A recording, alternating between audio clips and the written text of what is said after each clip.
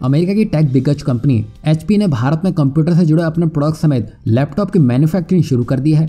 इतना ही नहीं, Bharat make in India पहल को बढ़ावा देने के लिए HP ने भारत में लैपटॉप सहित कई PC प्रोडक्ट का निर्माण शुरू कर दिया है। भारत में निर्मित होने वाले कुछ प्रोडक्ट्स हैं HP Elite book, HP Pro book और HP G8 सीरीज नोटबुक।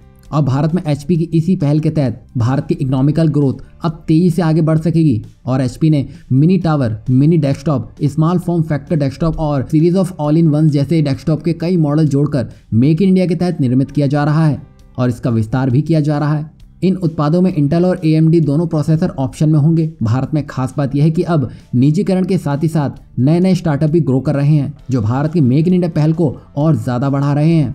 अब भारत में इसी मेक इन इंडिया पहल के तहत भारत में ज़्यादा से ज़्यादा कंपनियां दस्तक दे रही हैं। मीडिया रिपोर्ट्स की माने तो कंपनी ने बताया है कि इन उत्पादों का निर्माण तमिलनाडु में चेन्नई के पास श्री पेरुम्बदूर में स्थित फ्लेक्स कारखाने में किया जा रहा है। वहीं HP ने फ्लेक्स के साथ साझेदारी भी की है तथा इसके अनुसार अब HP अपने कमर्शियल लैपटॉप और डेस्कटॉप के प्रोडक्शन में भी वृद्धि करेगा और HP कंपनी ने भारत में मैन्युफैक्चर्ड कमर्शियल डेस्कटॉप लाइनअप को भी बढ़ाया है।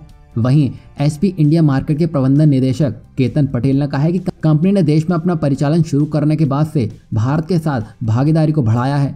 हमने लाखों नागरिकों के जीवन को सशक्त बनाने के उनके मिशन में भारत सरकार और राज्य सरकार के साथ काम किया है और रिपोर्ट्स ये भी बताती है कि कंपनी इस साल की तीसरी तिमाही में 1 मिलियन शिपमेंट के साथ पर्सनल कंप्यूटर की आपूर्ति करेगी। इसी के साथ ही साथ कंपनी 28.5% की ग्रोथ के साथ काफी आगे तक जा सकती है और वहीं इसी को देखते हुए HP ने यह भी कहा है कि अगर सप्लाई और प्रोडक्शन बराबरी का रहता है तो वो अगले साल भारत में अपनी मैन्युफैक्चरिंग यूनिट को भी बढ़ाएगी, यानी कि HP की तरफ से भारत में और निवेश देखने को मिल सकता है। अगर ऐसा होता है तो भारत की रफ्तार का मुकाबला करना बड़े बड़े देशों के लिए भी मुश्किल साबित होगा।